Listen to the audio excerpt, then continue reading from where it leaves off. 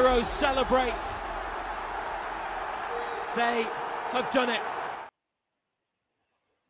Good afternoon, everyone. Welcome back to Evermore YouTube channel. It's Chris back with the first proper live post-match reaction to a game in what has been a pretty miserable pre-season thus far. Slightly better today. I'll get into that in a second. Talk about the team, talk about the players, how we lined up, what was good, what wasn't good. It has been a bleak summer, guys. Absolutely. I'm sure we will have a little chin wag about transfers and Mr. Isak, who, yes, sadly, is still in the intro video. We'll get rid of him when Newcastle get a replacement. Don't worry about that. And hopefully that will come in the next few days. But we are live, as always. Jump in the comments. Let us know what you thought about the game. Who stood out for you today in terms of performance? I've got a couple in mind. Absolutely. Remember to like and subscribe down below. We are over 11,000 subscribers now, which is mint. Thank you so much to everybody who smashed that button to get us to that point. It's almost like an existential crisis in Newcastle brings the subscribers in.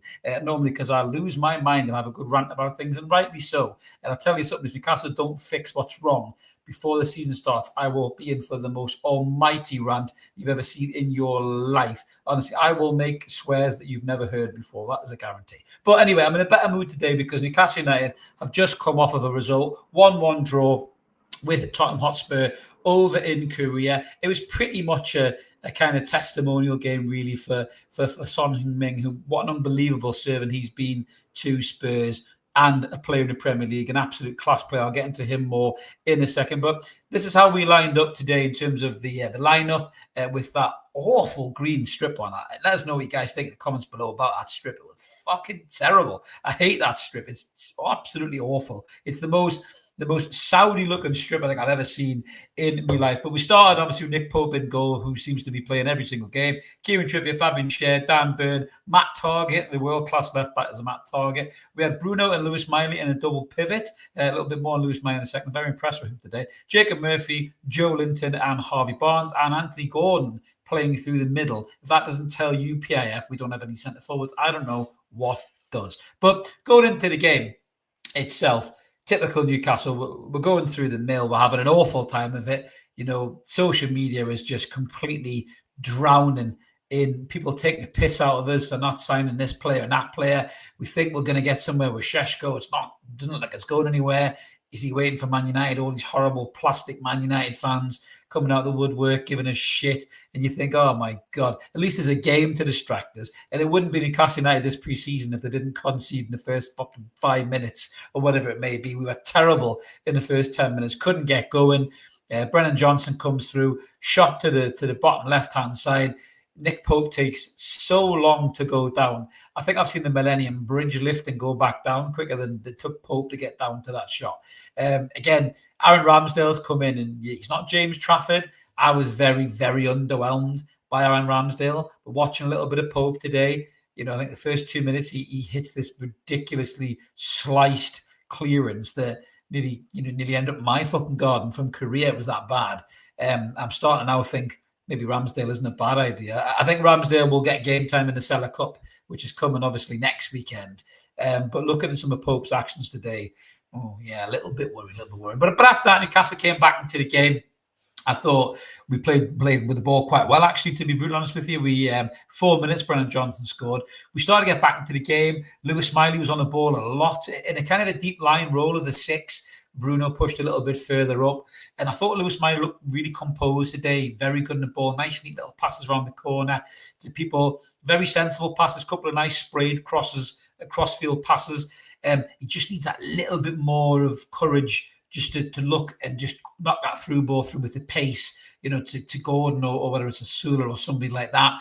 And if Lewis Miley gets that more into his game, and then there's a couple of times he was on the edge of the box, and I was just thinking, just fucking have a pop, son, have a pop. You know, and he's looking for that pass.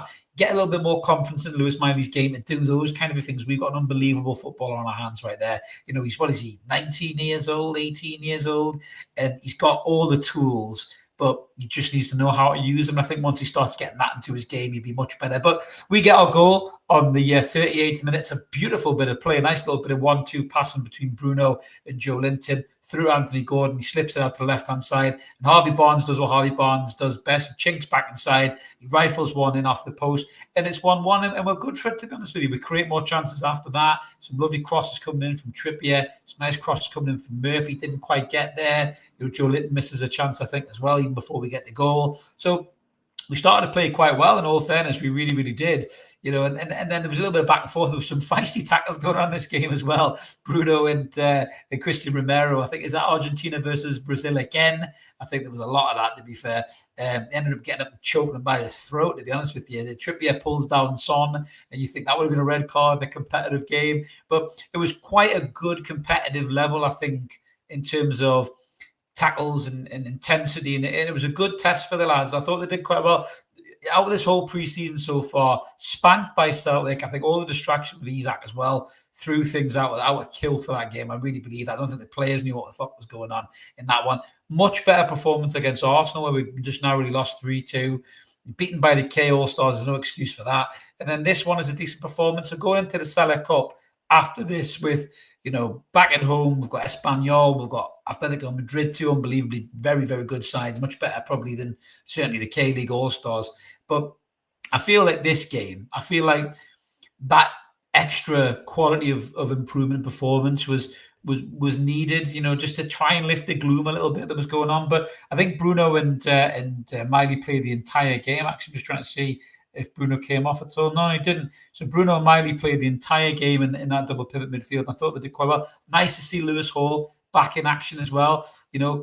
Positive runs, movements, nice touches. A little bit of rust there as well, but lovely to see Lewis Hall back from that long-term injury. Willis Fuller came on for Gordon and down mark. Didn't really do a great deal, to be honest with you. The bright spark outside of, I think Murphy worked hard, Gordon was busy, Barnes looked good, Bruno and Miley looked good in midfield. The bright spark outside of all of that, once again, was young Song-Soo coming off the bench.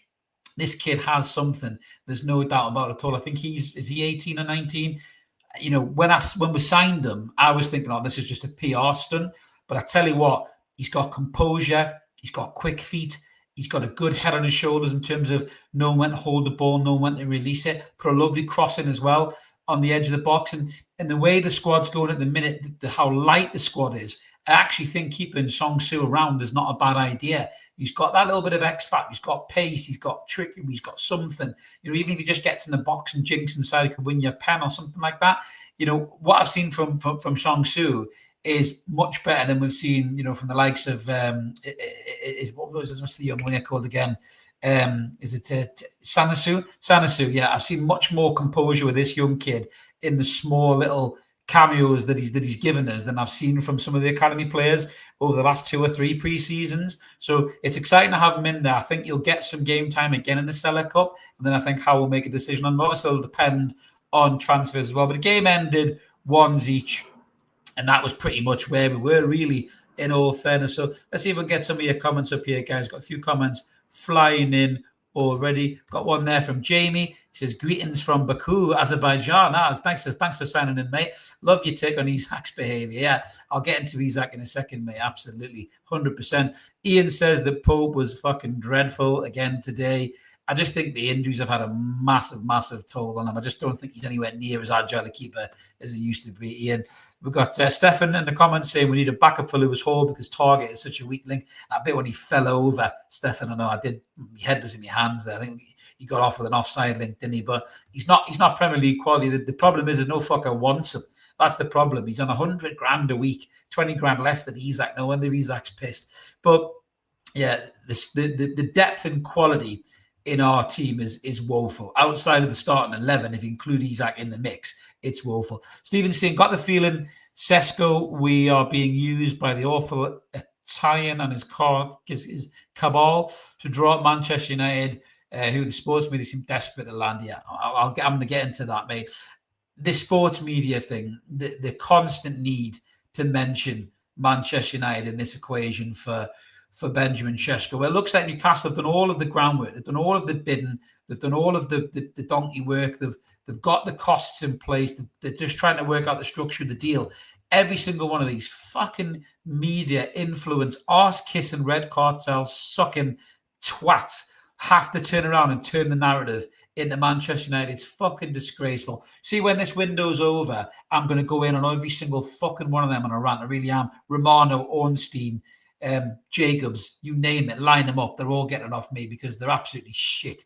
Absolutely shit. The impartiality has left. She's gone away to a town called yesterday, impartiality with these twats, because they'd love to see Manchester United get him. They'd love to see us, fucking bombing out again on another target. George is saying Leipzig stalling on sell-ons. I mean, but that's the thing, George, with the Benjamin Sesko thing, right? With Benjamin Sesko is he holds the kind of the power here for this whole thing to change around. I am quite stoic, and I've just been ranting about Romano and all them fucking wet wipes, but I am quite stoic about this whole thing. I put a post out before on X, as much as I hate X, but it is a good way to communicate with football fans, good and bad. But my whole situation here with the Isak scenario, the Sesko scenario, is Alexander Isak has made his mind up. He doesn't want to play for Newcastle United anymore because Liverpool have flirted with him, unsettled him to the point where he wants to leave, right? He hasn't formally handed a transfer request because he's a shithouse and he's a coward. He doesn't want to do that. He thought Newcastle would buckle under the pressure of Liverpool's might and he would get his move, right?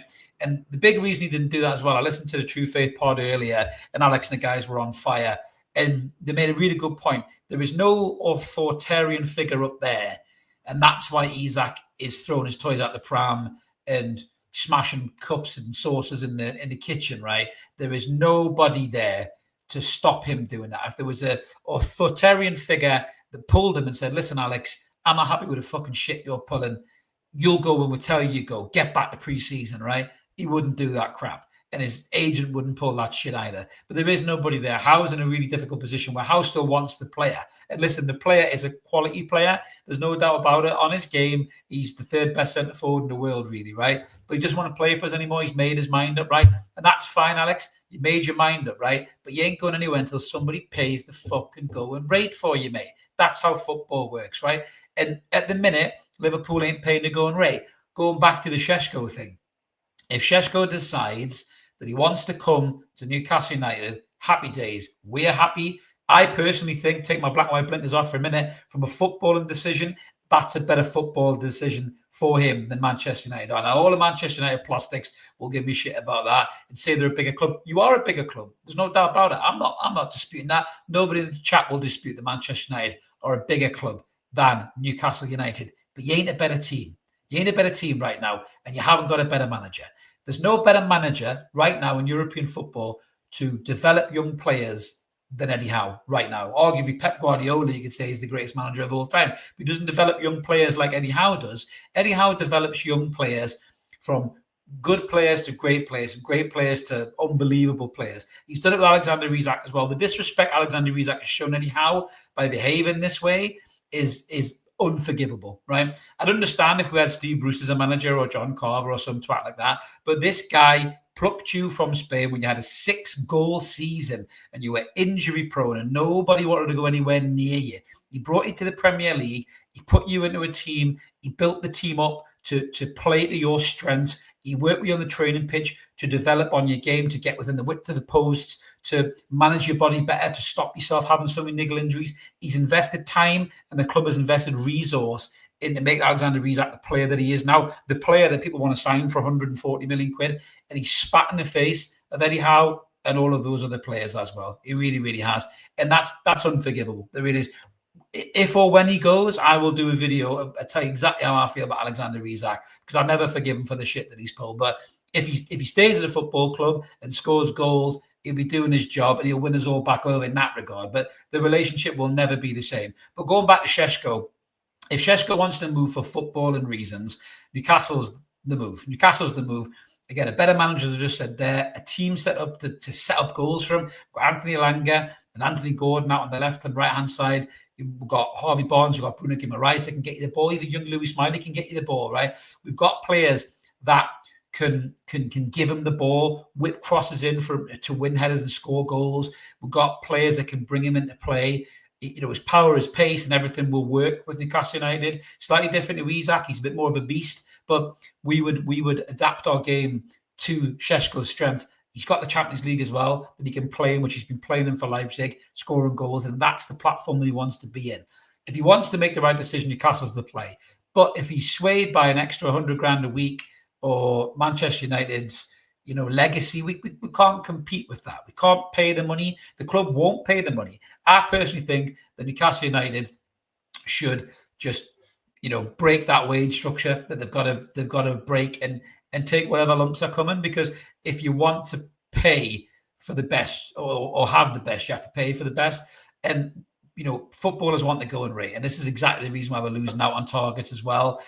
Probably as well because of the shocking media videos as well. I mean, Jesus Christ! I made a joke that the next signing there'd be the lollipop lady announcing it, and then the club went and got a nana from a fucking care home to welcome Aaron Ramsdale. It's a good job Aaron Ramsdale's a really kind of calm, sound bloke, and he just seemed to laugh about it. You know what I mean? But my word!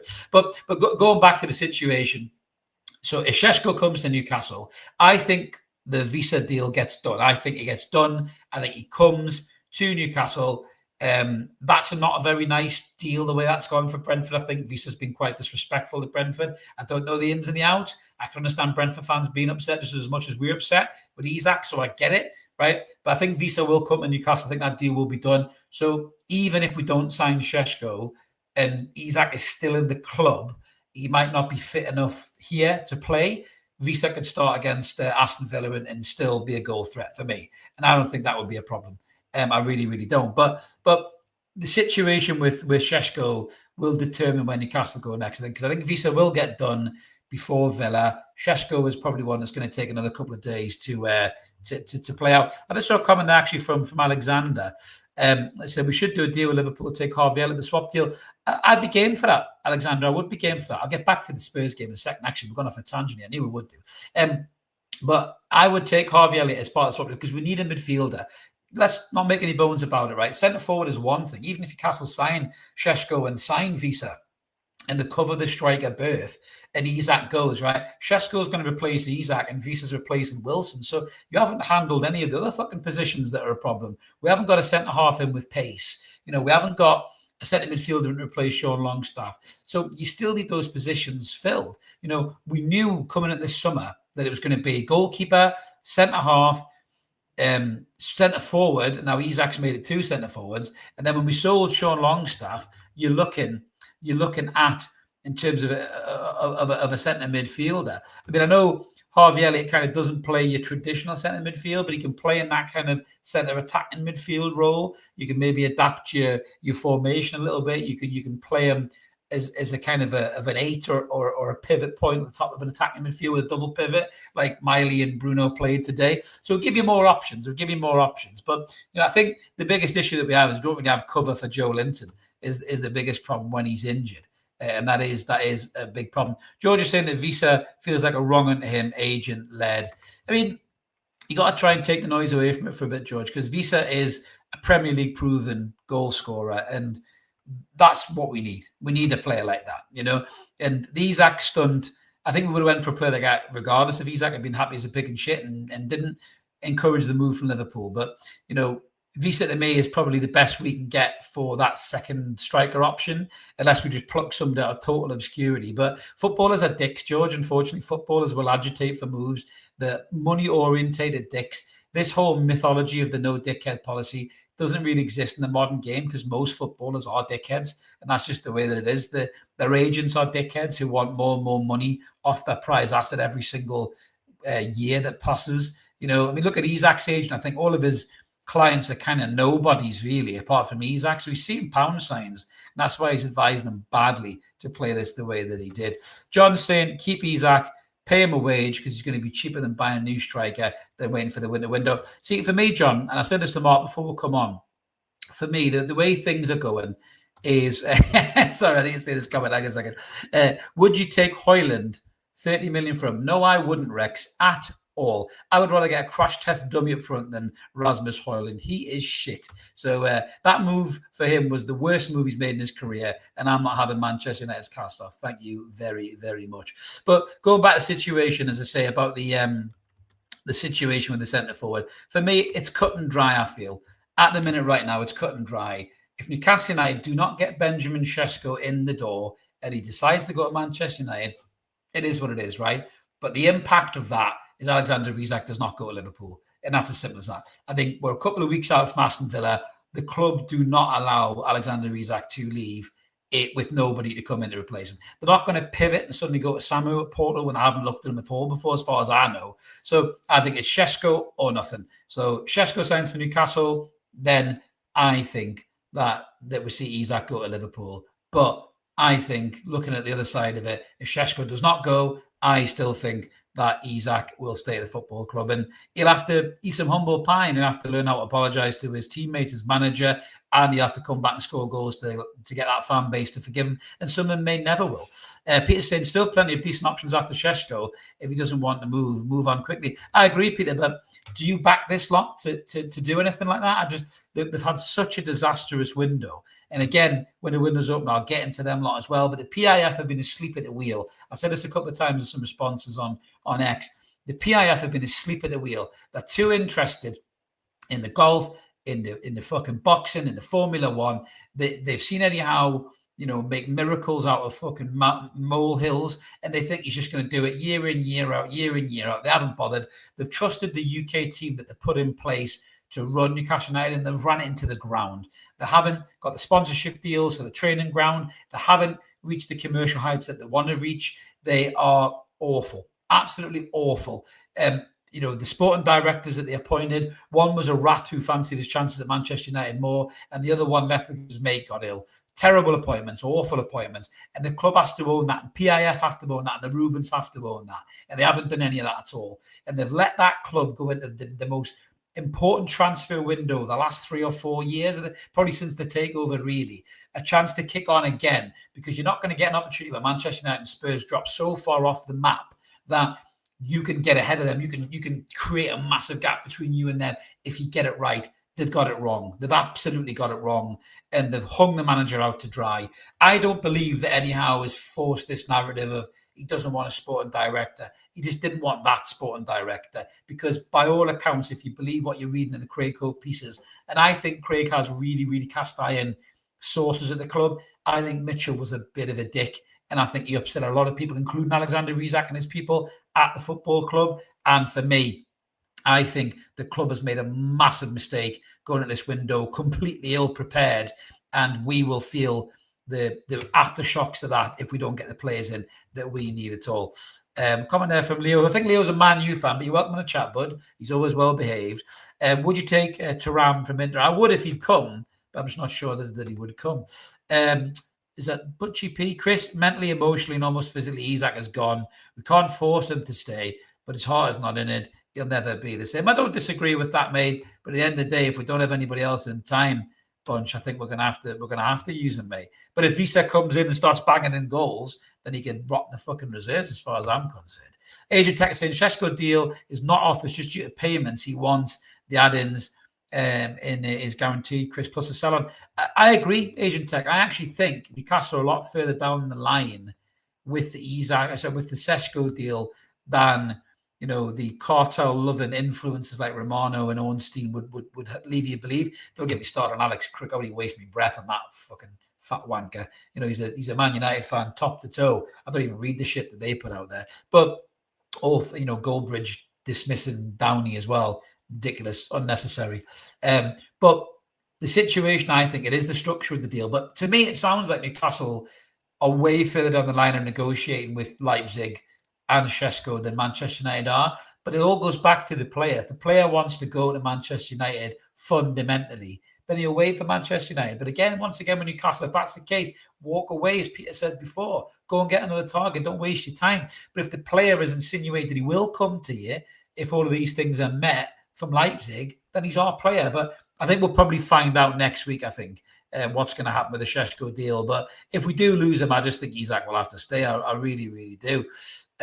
Just looking through the comments there. Oh, God, guys. Wait a second. I don't understand how Man United can talk to a player without making a bid. Isn't that happening? Well, it is, mate. I just think this happens all the time. Joe Litton doesn't agree with me. He thinks there's no chance that he's staying. he may not want to stay, maybe he may have to stay, because I just don't think we'll sell if we don't have any replacements. I really, really don't. Just jump back to the game before we get back to the transfer stuff. Again, it was a bit of a testimonial type feel. The big noise was all about Son Heung-min, and I think it was a lovely moment in the game when he went off. I mean, you can tell his legs aren't quite there anymore. That's why he's moving on. He's going to LA. I think it is. It'd be a great retirement gig for him as well over in LA. You know, he'll be playing in a league that's way slower paced. You know, I mean, Bale was broken in 20 pieces when he went there, and he still looked good. But he went off, and our lads did a bit of a guard of honour for him as well with the Spurs lads, and I thought that was really, really nice. Trippier tapped him on the back, as you can see. Mark's pulled up the image there in the background, and even, you know, like some Miley getting involved, and Gordon was really nice, said lovely things about him beforehand, and that was a real touch of class. It really wasn't just a shout out, by the way, to the kid playing the trumpet. I mean, when you listen to horns in Premier League games, they sound like cats getting stood on. That's so off key. This kid was brilliant. I thought I was watching Songs of Praise at one point. He was magnificent. I'd love to see him and Nobby Solano doing a duet. I tell you what, absolutely brilliant. But yeah, the game was all kind of about Son Heung-min as well. But I would have loved to have seen Seong-su get the winner. That would have been absolutely class, to be fair. But anyway, back to all the noise about the transfers, because I know that's what we're going to talk about. Jonas saying Newcastle wouldn't be able to encourage it from Sesko's side. I totally agree. I think Benjamin Sesko was interested in Newcastle. Why wouldn't he be? You know, number 9 shirt, chance to play Champions League football, chance to play for this great progressive manager with loads of young players as well who are really at the same stage as their careers that he is. You know, chance to lead that line and be the main man. And make no mistake about it, right? I know he's 22 years old, and you know, Manchester United's this massive club, right? But you know what? Alan Shearer is still a massive influence to these kids. You hear them talk about the Premier League. They watched the Premier League for years. I know Shearer was kind of done when he was probably watching the Premier League, but the spectre of Shearer still hangs over the Premier League. And any player who's interested in the world of the Premier League knows who Alan Shearer was and what he did.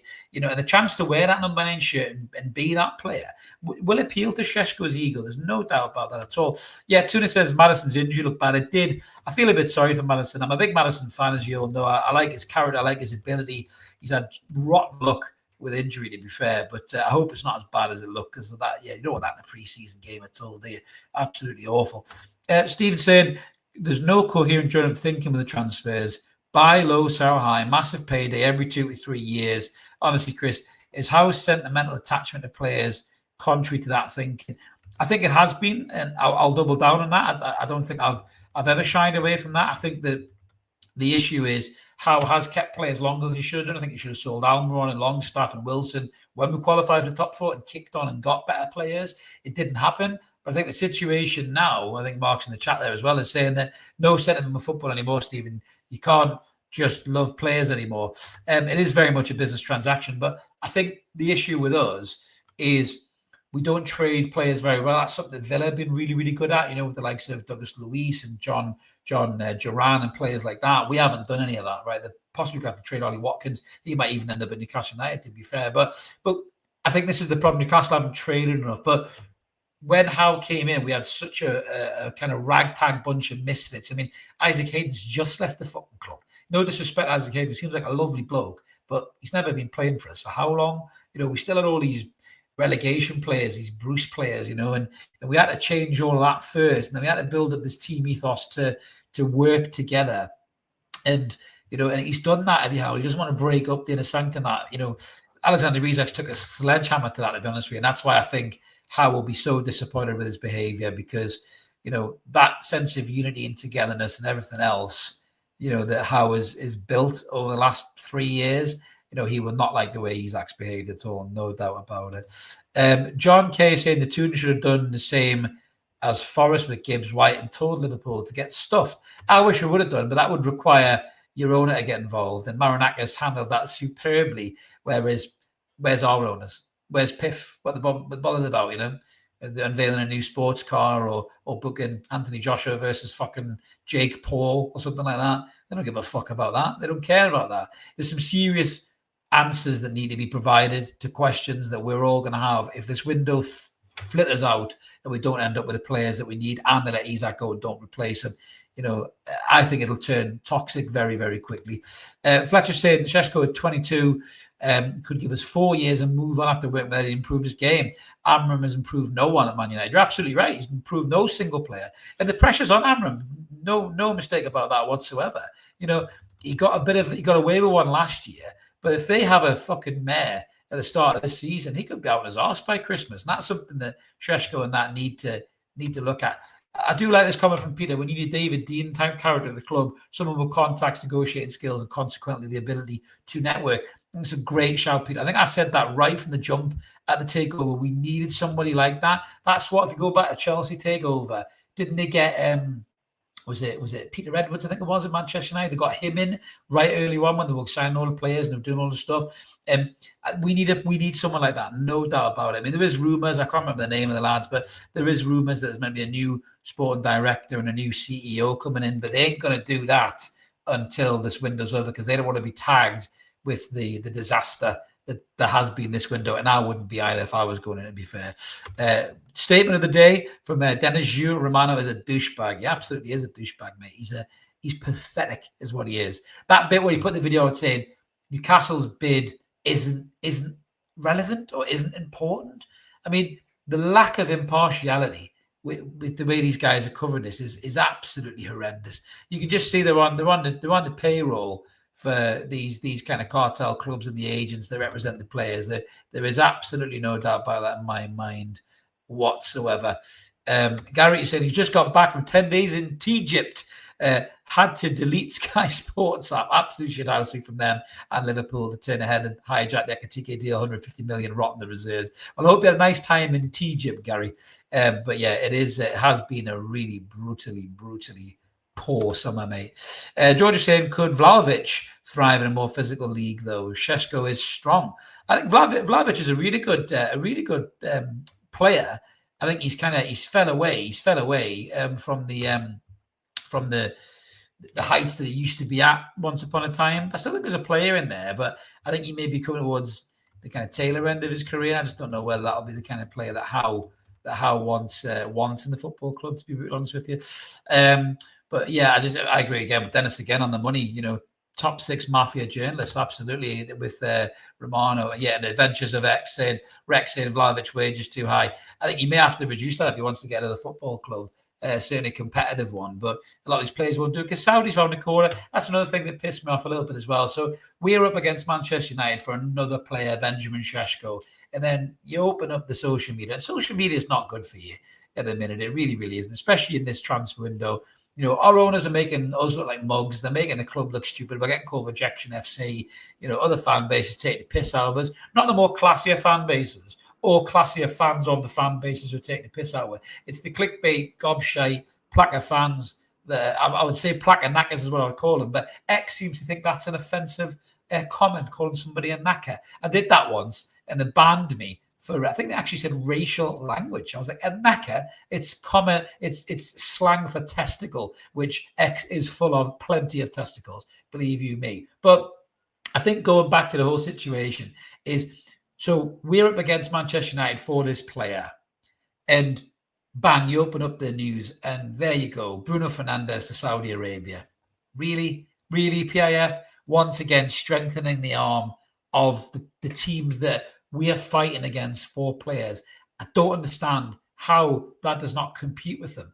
I had a good conversation with one of my mates. He's a top bloke, and me and him on total other sides of the tracks on this. He defends PIF and says that this big global conglomerate and they know what they're doing. But they clearly don't know what they're doing when it comes to Newcastle, because strengthening Manchester United and Chelsea and everybody else only makes the hill harder to climb for Newcastle United. And that goes to my point, is that I just don't think they give a fuck. I don't think they care. They bought Newcastle United. They said, right, you guys go run it for us. You know, we'll get that Premier League influence. No.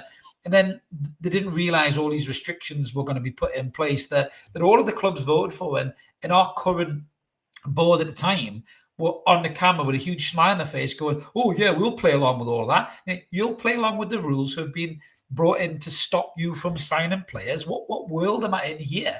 I'd have had much more respect for my CEO, Darren Eales, if he turned around and went, no, we're not voting for that. It's a load of shit. They've only put it out there to stop us from signing players. That's the only reason it's there. Put pressure on them. Fuck the Premier League.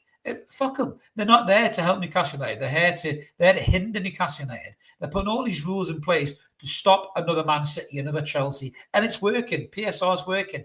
FFP's working. It's strangling Newcastle and Aston Villa and Nottingham Forest and teams like that who are on that periphery that just want to push in and be in the executive club, and they don't want them there. The Premier League doesn't want them there, and the cartel clubs. I mean, in what world could a business bomb as much as Manchester United did in the Premier League last season, finish 15th, bottle a cup final, no European football, and are still signing players and paying them 200-300 grand a week? In the Premier League aren't batting an eyelid. Chelsea signing every single player that's going, don't bat an eyelid, selling the women's team to each other and all that. They're getting around the PSR and FFP things, and we are doing nothing as a football club because PIF have fucked off and been distracted with something else. The UK hierarchy's been substandard, and there's nobody upstairs making the right decisions to enable Eddie Howe to have the budget and have the tools at his disposal to sign the players that he wants to sign.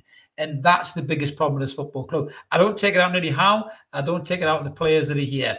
I personally will take it out on the board and the owners because I think they've been absolutely fucking atrocious for Newcastle United in this summer transfer window. The lack of preparation has been off the scale bad. It really, really has. It gets on my tits. It really, really does. Tuna saying we are feeling the rules now for sure. Can't get the players we want. It's by design, Tuna. It's absolutely by design. Peter saying Fabrizio Romano's cover as any big club fanboy is completely blown. His reputation, credibility are shattered, or at least it should be. Absolutely, mate. Well, he'll get it off me, Peter, when this is all done and dusted. And yes, George, that is my slogan right now. PIF asleep at the wheel. That's exactly what they are. They've been atrocious. And all the Kool-Aid drinkers will still defend them to the hilt. And you can talk about Mike Ashley till you're blue in the face, right? Did they save us from Mike Ashley? Yes, they saved us from Mike Ashley, right? But they're not taking us any further. They're not developing what we've got. You know, it's all sound bites and empty promises and bullshit. None of it's actually happening. And actions speak louder than words.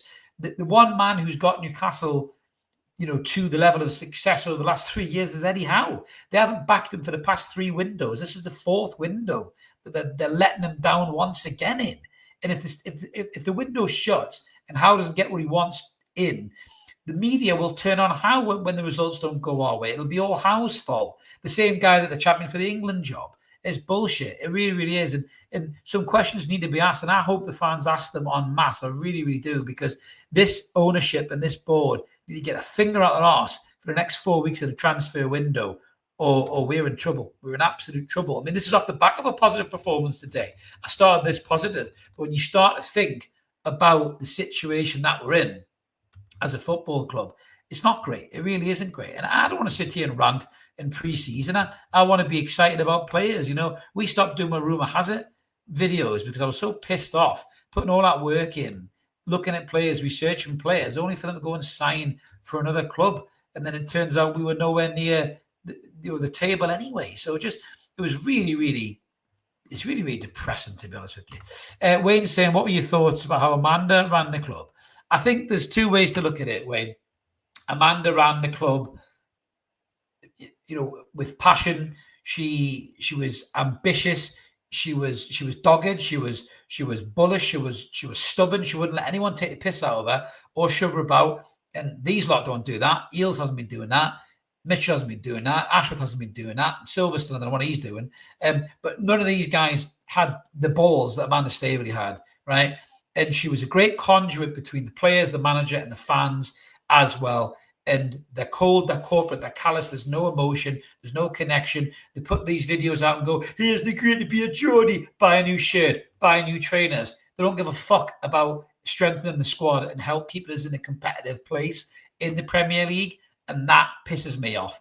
And that's what Amanda Staveley did well. The overzealous nature, she may be speculated more than she accumulated, which I think is pretty much a guarantee. But she's brought us some of the best players that we have still in the team. You know, if Amanda Staveley was still at the football club, I wouldn't be thinking, man, you would bully us out of Benjamin Sesko. I think she'd be on the blower to them. She'd be saying, hey, what does it need? What do we need to do to get you here, Benjamin? We'll fly you over on a jet. We'll fucking look after you. We'll take you on a fucking boat ride down the Tyne. Oh, look, there's a Millennium Bridge. Look, there's where Baja Beach Club used to be, Benjamin. You know, they'd do that. They'd make the effort. There's nobody there right now. There's nobody there to make the effort. So Manchester United could fly him over on a jet, They could make a fuss of him. They could, they could put rose petals out on his bed, right? And that makes him feel wanted as a player. We don't have that. Our manager is busy dealing with the team, and we don't have that. And so that's where we're failing. If somebody else was there to do the job, to put the passion and the commitment and the love in that Amanda Staveley was putting in, but then be a bit more mindful of the finance, that would be the perfect solution, wouldn't it, really? Queen of Hearts is saying, come on, folks, if you like the content, get on board with it. Like, thank you very much, Queen of Hearts. Appreciate that. Yes, give us a thumbs up, guys. Really, really appreciate all of the likes. Always helps the channel grow.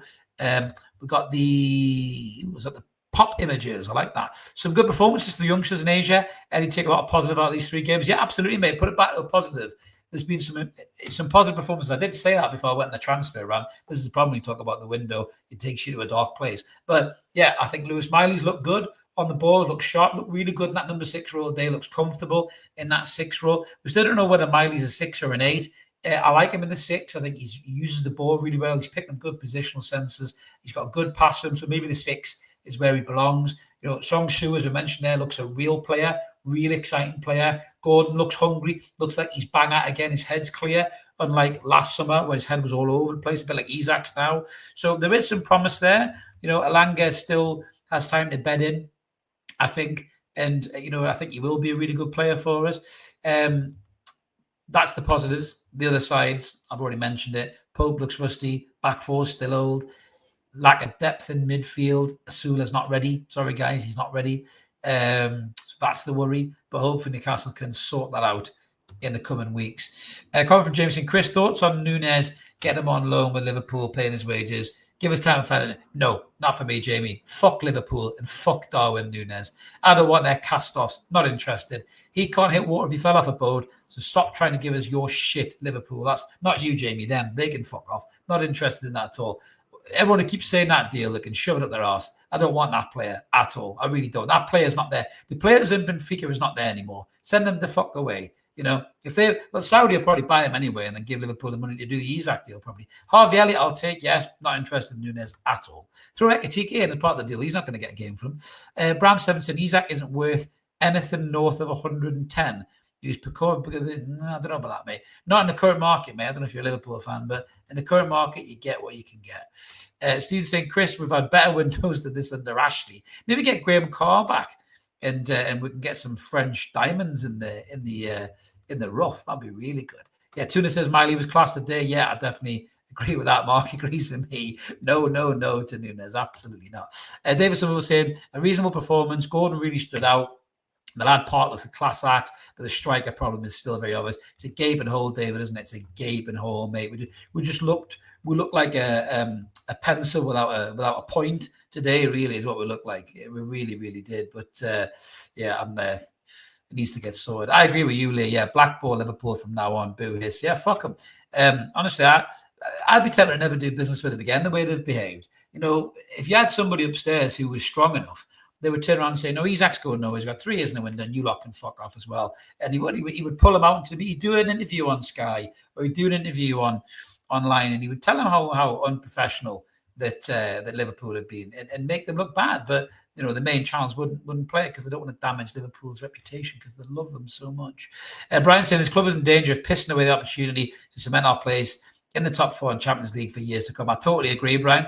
I think the issue is, I think I heard John Gibson say this on the Chronicle, is the club seems to be allowed right now to drift away and is drifting away. It's because there's nobody upstairs to get a hold of it. Eddie Howe can only do what Eddie Howe can do. He deserves a holiday. The poor fucker had to come back from his holiday early with his family, who they were probably upset about that as much as Eddie Howe was upset about it. He had to come home early because Mitchell threw his toys out the pram.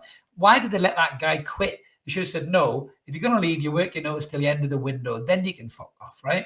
But they didn't do that because his mate was obviously off ill and, and I do wish him good health. But if his mates went, it's all right, off you fuck, mate, we're a joke. We're an absolute joke upstairs. We're Champions League on the pitch, we're championship in the boardroom, and that needs to get sorted out probably more than anything right now. That's why we're in such a state in this window. And, make no mistake about it, players and their representatives come to negotiate with the club. And if they're talking to other clubs and there's a proper infrastructure there and, a kind of well-established board and important people in rooms talking to you with gravitas and with purpose. And then they come to Newcastle, oh, well, I'm just throwing in, till someone gets the job late. We'll look like a bunch of clowns, man. And that's probably not helping us at all in the transfer window. And it is pissing me off. But is it pissing the PIF off? Clearly not at the minute. John is just saying, I get players want to leave, but without the shithousery. Yeah, I think that Isak could have handled it way better. Way better. He should be due back on training next week. I think he'll show up because it's World Cup year and he can't afford to be, spit his dummy out. And it looks so bad if he continues to do this. I think the positive sign was when he come back from Spain. I think maybe Howe or somebody's went, get your fucking arse back to Tyneside right now. And I think that's when he's done it, or he's realised that this tactic is not going to work. And I think that's why he's got back to try and cover his arse. But we'll see what happens next week, I must admit. Just another comment there from John. Yeah, Target, Lascelles and Willock. Yeah, awful, mate. I mean, I know it's only pre-season, but they've looked terrible. They've looked absolutely terrible. Stephen's saying, that's where the Tuxedo Princess used to be, Benjamin. God, I remember that revolving dance floor. I think me and Mark nearly fell and broke a fucking leg on that a good few times. Mark did, probably because he's injury prone. Comment there from Bravo, Mo, 1982. Did you see a world we sell Isak and don't get strikers and accept Wisa? I worry about this. I don't think they should allow it to happen, Bravo, but I wouldn't put anything past this clusterfuck of a club right now to do that. I really wouldn't put it past them. Paul is saying the club is a shambles, all hinges on the Sesko decision for me. If this goes tits up, or can it be salvaged? I don't know. I really don't know, Paul. That is a really good question. I think you'd have to rely on Isak, or Howe, once again, it would fall on Eddie Howe to talk to Isak and get him back on plan and get him backfiring and everything else. But if Wisa's in the squad, then at least we know we've got a goal threat there, and Isak can slump and grump until he gets his shit together and then comes back. But the Sesko thing, could make or break the window. It really, really could. Pens Milad saying the Isak situation is due to poor management. Promised Isak raise last year and never gave in to him. You're reaping what you sow. I don't disagree with that to an extent, Pensby. I think you're right. The club, I think, and Mitchell in particular, handled that really, really badly. I've said that in previous videos. But I think Isak should have treated the club, the manager and his teammates and the supporters with a little bit more respect than he has. He could have went on the Asia tour. He could have even had a way with Howe about managing his minutes, but it would have been a better optic than this. That's player power at its finest, sadly, and that's what's happening. Wayne saying, I would like to see NUFC work on some centre backs. We're going to need places for you. You're not wrong there, Wayne, but I just, the Mark Gay thing's gone really quiet, and Mark Gay, his move has gone really quiet, so you never know. We might pull something out of the bag there, but it's not looking good. Paul's in the chat. He's saying, is Alexander Isak in Newcastle? I believe so, Paul. That's what's getting reported by Keith Downey. Who's he? Keith Downey? Sky Sports, Keith Downey, Silver Fox. We've had him on the channel. He's a fucking legend. Fuck you, Mark Goldbridge. But yeah, apparently he is back in Newcastle. So it'll be interesting to see whether he comes back to train next week. But I think he should do. I really, really think he should. Lee is saying, good thing about us looking at past targets is you don't have to do those videos anymore, bonus. And do you mean our videos? Yeah, the transfer ones. Yeah, well, I'd rather do our videos than the ones from the club with what was she called again? Sandra and the old Nana welcoming, and then a kid who wags school. Fucking hell, honestly. Dreadful. I don't know who's doing the media football club right now, but they're absolutely terrible. John is saying again, mate, loving the passion of the channels, play a bit safe from the northeast, speak from the heart. Yeah, absolutely, mate. You don't get that from us. I'm not going to bullshit it. I'm going to tell you when I'm worried and I'm upset and I'm concerned. Listen, I hope Newcastle come back strong. Before the Premier League starts, I hope we get past all this. I hope we get the players that we need to. And if we don't get the players we need to, I hope we can get Isak back on track and have a good season and push on. But we all know what needed to get done. And it hasn't been done. It doesn't matter how positive that you are. That's a fact. It has not been done. And you're allowed to have a comment on that. So yeah, for me, I just think, I just don't think they've handled it very well at all, to be brutally honest with you. Paul is saying, I do not want to see Isak in a tune shit ever again. Just get Sesko. Yeah, I totally agree with that. I really, really do. It's just, It's awful. It's awful. It really, really is. We're coming from a Liverpool fan, Faceless Flies. Big up, sir. Liverpool fan here. I agree with the player power statement. You can want to leave the club, but you don't need to break the relationship you have, especially with a crucial season ahead. But well done to you, Faceless Files. And he called you Faceless Flies there. It was a bit creepy. He's giving me a bit nightmares, that. Jeff Goldblum flashback.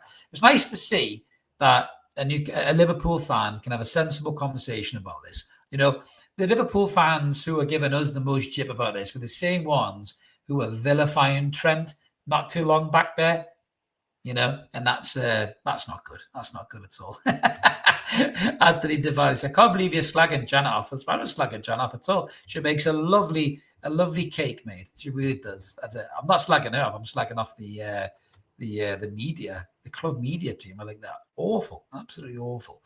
Comment there from, is it Drophy One? We will get the players in, but not the ones we're going for.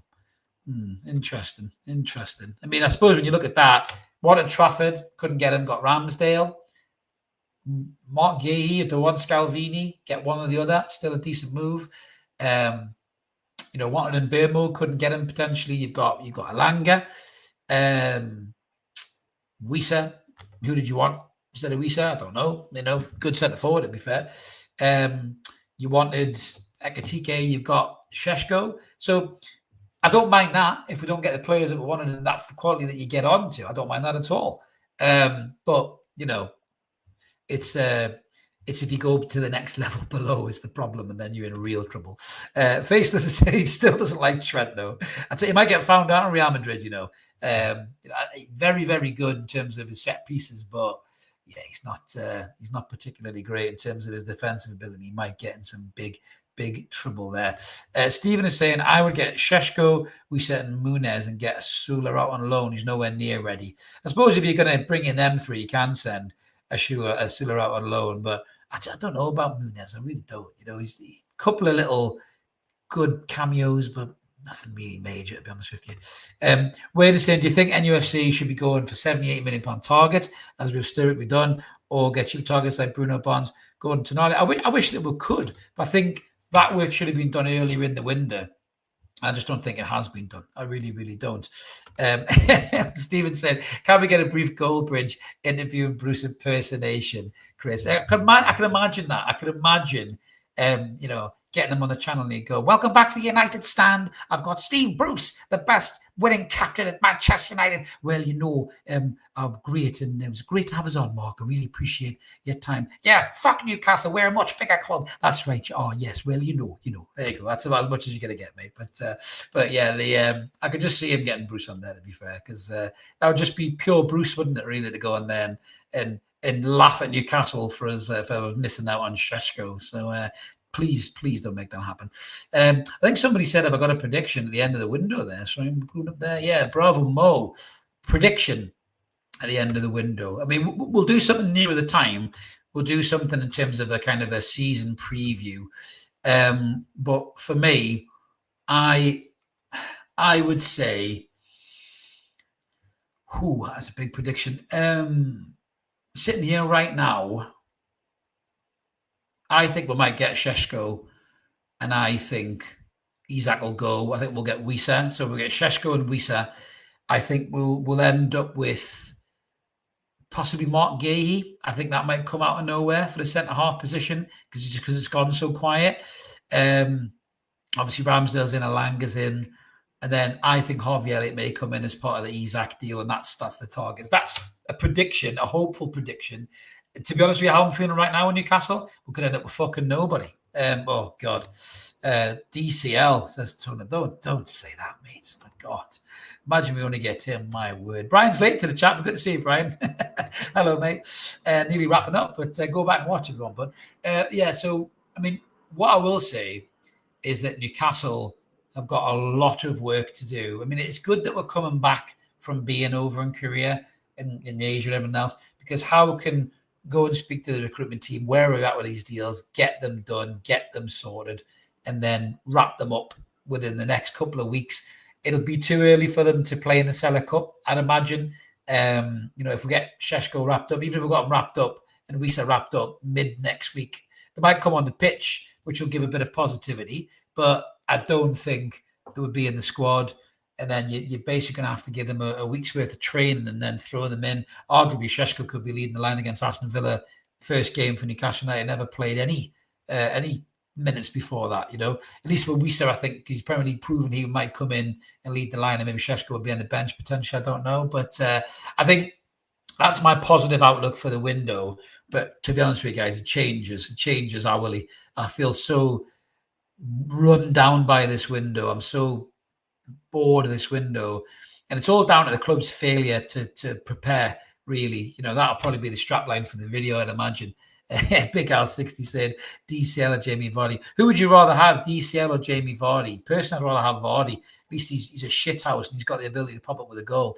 I'll let you get them comments in before we sign off. But I feel so run down by the club. I feel so let down by the club. So if I feel that way, how must we feel 100 times worse? But, you know, these next 2 weeks, I think, are massive for Newcastle. They've got to get in 4 players in key positions to be in shape to tackle the Premier League, the Champions League, and everyone else that goes with it. And that is tough. That is tough. It's took them so long to get 2 players in, and then one of them's a loan to buy because they couldn't get their first target. But for me, yeah, I think Sesko is the big one because you need that replacement for Isak. But if Sesko doesn't happen, Isak doesn't go anywhere. That's my honest opinion, guys. I really do believe that.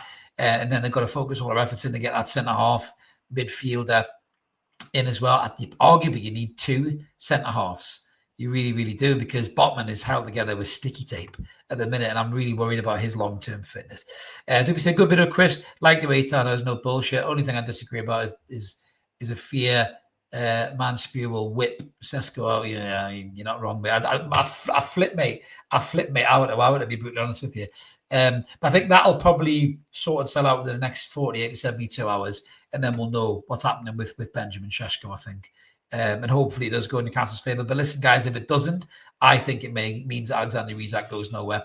So Liverpool fans will want us to sign Sesko even more than we do. I did see Michael Owen weigh in, Stephen. Yeah, I mean, he's got no right to comment on Newcastle United, the little fucking wank that he is.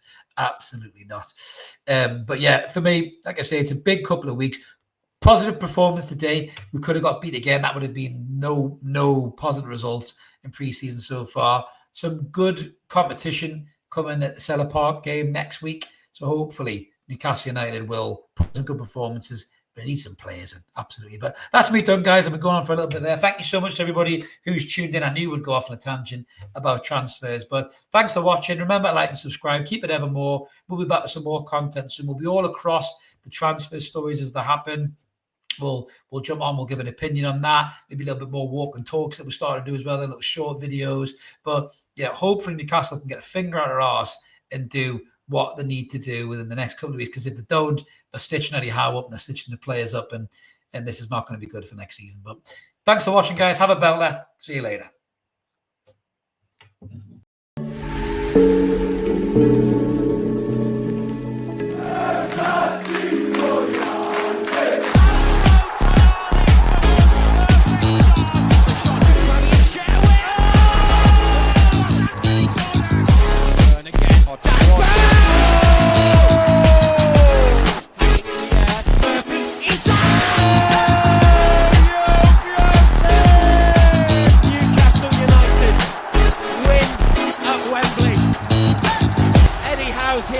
Celebrate. They have done it.